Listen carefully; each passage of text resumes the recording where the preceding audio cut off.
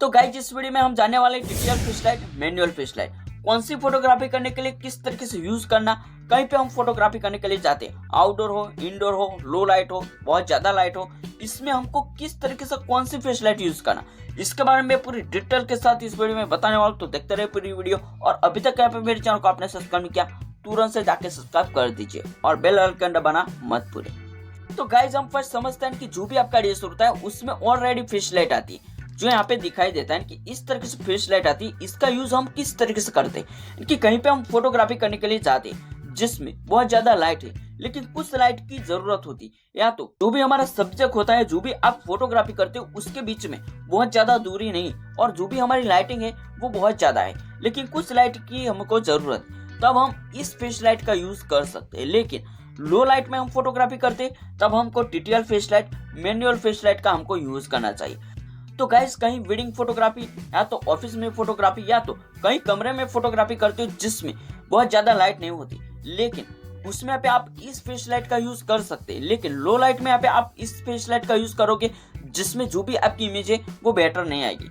तो group photography करने के लिए इस वाली फिश लाइट को यूज नहीं करना। जो भी यहाँ पे आप यूज करते हो जिसकी वजह जो भी आपकी इमेज है वो बेटर नहीं आएगी, वो तो डार्क आएगी, या तो ब्लर हो जाएगी, या तो ब्लैक आएगी, इस तरीके से फोटो आएगी। तो आप लो लाइट में फोटोग्राफी करते हो तब हमारा जो भी यहाँ पे डीएसएलआर में फिश लाइट आती है तो इसका यूज नहीं कर सकते। का तो आप टीटीएल फिश लाइट यूज करें, का तो आप मैनुअल फिश लाइट यूज करें। इसके बाद हम आगे समझते टीटीएल फिश लाइट के बारे में। टीटीएल फिश लाइट में हम जो भी फोटोग्राफी करते हैं उसमें कुछ ऐसी फोटोग्राफी होती जिसमें यहाँ पे ब्लैक पट्टी आती है, आधी फोटो व्हाइट, आधी फोटो ब्लैक, इस तरीके से प्रॉब्लम होता है। तो वो कैसे होता है वो समझाने की कोशिश करता हूँ। यानी कि आपने जो भी डीएसएलआर में सेटिंग कर रखी है आईएसओ, अपर्चर, शटर स्पीड, जिसमें यहाँ पे जो भी हमारा शटर स्पीड होता है वो 1/125 या तो 1/50, 1/20, 1/200 इस तरीके से रखते हो, जिसकी वजह से जो भी आपकी इमेज है वो बेटर आएगी, उसमें यहाँ पे ब्लैक पट्टी नहीं आएगी।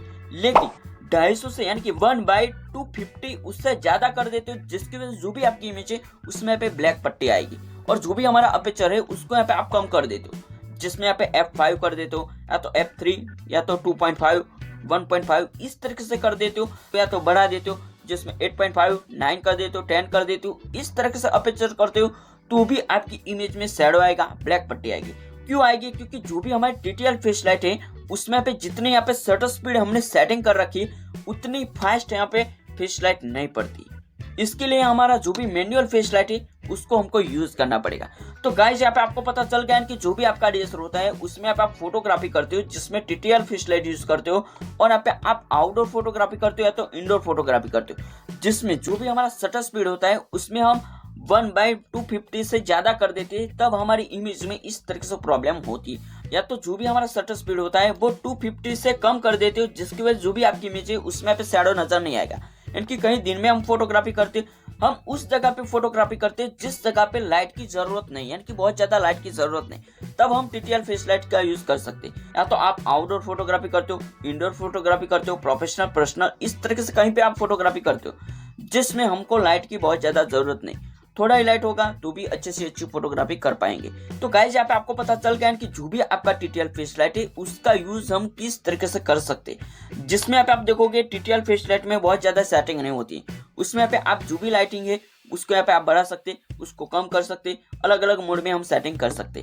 तो गाइस यहाँ पे आपको पता चल गया कि जो भी आपकी टीटीएल फिश लाइट है उसका यूज हमको किस तरीके से करना, कौन सी फोटोग्राफी करने के लिए किस तरीके से यूज करना, कि ज्यादा लाइट की जरूरत नहीं, यानी कि बहुत ज्यादा लाइट की जरूरत नहीं, तब हम जो भी यहाँ पे डीएसएलआर होता है उसमें हम टीटीएल फिश लाइट यूज कर सकते। लेकिन कई सारे व्यूअर्स कौन सी गलती करते हैं कि जो भी हमारे टीटीएल फिश लाइट है उसका यूज सब जगह पे करते हैं, आउटडोर हो, इंडोर हो, वेडिंग फोटोग्राफी हो, प्रोफेशनल, पर्सनल, कहीं पे हम फोटोग्राफी करने के लिए जाते हैं, जो भी हमारा टीटीएल फिश लाइट है उसको ही यहाँ पे हम लगा लेते।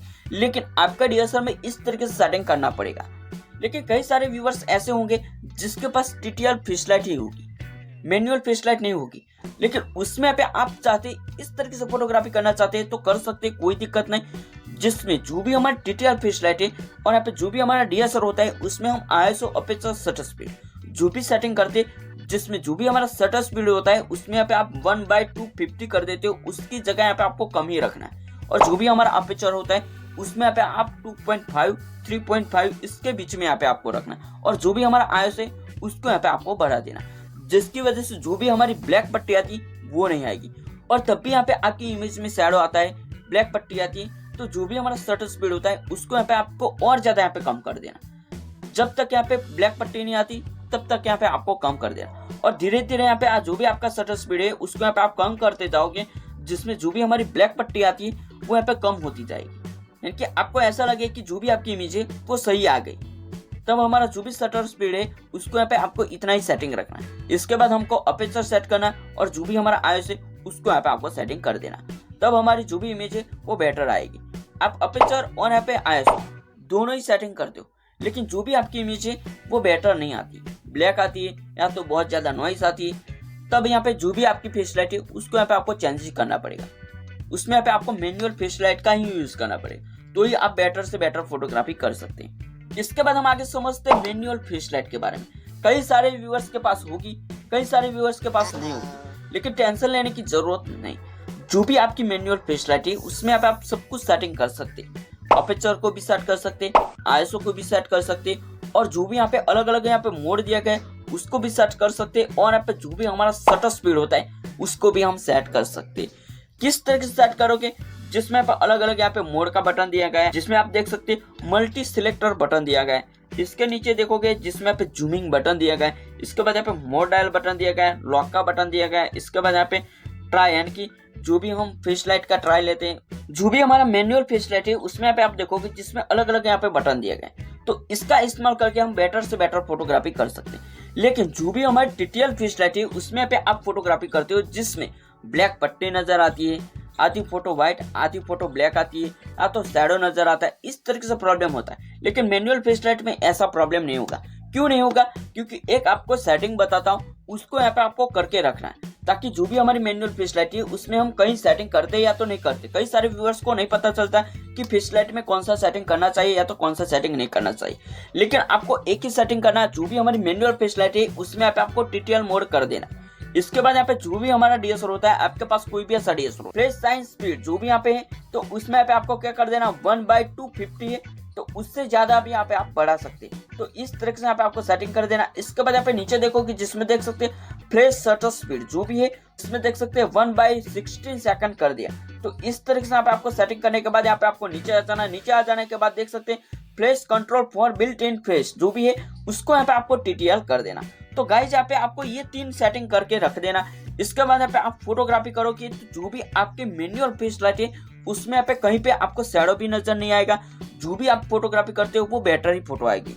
लेकिन जो भी हमारा टीटीएल फेस लाइट है उसमें हम इस तरीके से यूज करते हैं जिसमें आपके कुछ ऐसी इमेज होगी जिसमें यहाँ पे शैडो नजर आएगा। क्यों आएगा? क्योंकि जो भी हमारे टीटीएल फेस लाइट है उसमें हम शटर स्पीड को सेटिंग नहीं कर सकते, जिसमें यहाँ पे जो भी हमारी फेस लाइट है वो इतने फास्ट यहाँ पे फेस लाइट नहीं होती। लेकिन जो भी हमारी मैनुअल फेस लाइट है उसमें आप कितना भी यहाँ पे बढ़ा दो, कितना भी शटर स्पीड को बढ़ा दो, लेकिन फास्ट फोटोग्राफी होगी। तो गाइस यहाँ पे आपको पता चल गया है कि मैनुअल फेस लाइट और यहाँ पे टीटीएल फेस लाइट उसमें डिफरेंट क्या है, कौन सी फोटोग्राफी करने के लिए किस तरीके से हमको यूज करना है, इसके बारे में आपको पता चल गया। यानी कि कई सारे व्यूअर्स क्या करते हैं, कहीं पे कोई भी ऐसी फेस लाइट यूज करते, तो ऐसा आपको नहीं गलती करना, नहीं तो जो भी आपकी इमेज है वो बेटर से बेटर नहीं आएगी।